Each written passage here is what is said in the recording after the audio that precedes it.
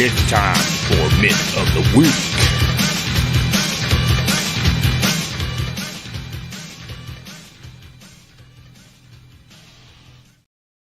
Alright, so this is based on an actual true thing that happened, one of the job sites I was on, and they thought that all they had to do was just hit that point where the water enters the building. You could see that on the left, and per the code reference, the water, the main water entry needs to be hit within 5 foot from where it enters the building. And then you can see there that they took the electrode conductor across and jumpered that meter and backflow preventer.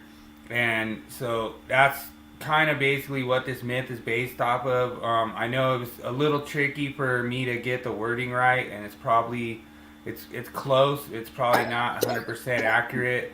But I was just trying to get my point across that the myth is that you don't have to jumper that all you have to do is just hit that water entry area location.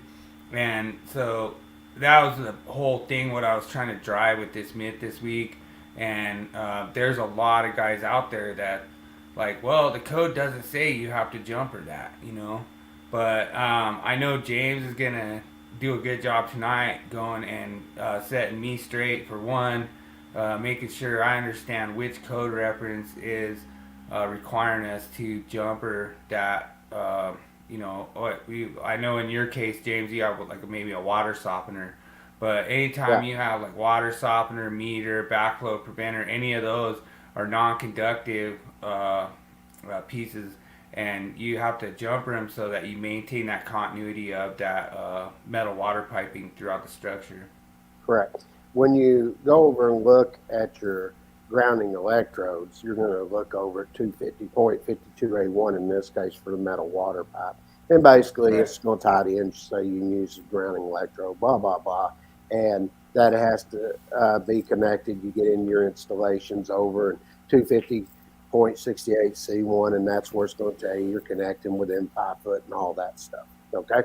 Right. Now, when you get over here, what this we're getting into, we're still in 68. This is the installation, but you're going to be looking at B, making sure you're providing that effective grounding path. Matter of fact, we even show one if I went outside and I was tying into another electrode and somebody come out and it was in conduit, you would have to bond that conduit with that grounding electrode conductor. Okay, and we show that in another illustration.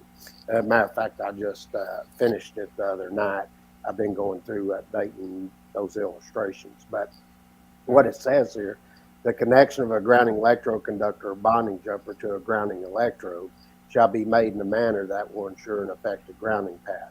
Where necessary to ensure the grounding path for a metal piping system used as a grounding electrode, bonding shall be provided around what? Insulated joints and around any equipment likely to be disconnected for repairs or replacement. Okay? Nice. So when you get over here and you look at this is a good illustration, we show different areas where you get in, where like the one on the left, we're showing a filtering device there and making sure that you keep the continuity and everything. Here and by the panel where it's coming in, we put a softening device in there, and we're basically just pointing out that when you're going to provide this bonding and everything, you need to do this and around the metal water pipe to provide that effective grounding path back. Okay, so it's basically making sure everything is what? Bonded. And you don't have something that's put in between it that will take and affect that effective path. And that's what it's doing right here. So when you go in and you look at all this stuff, that helps take care of it. Yeah, and what I like about that, go back to that illustration really quick.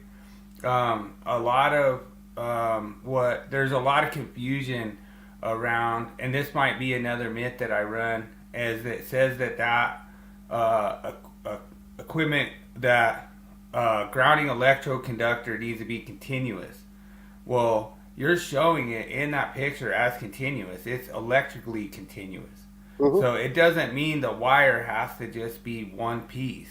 Like, a lot of people get confused on that. And so I really like that, how you did that in your illustration, because that is considered electrically continuous. Sure. Even though it's not one piece of wire. So I just wanted to add that in there because that's a good illustration.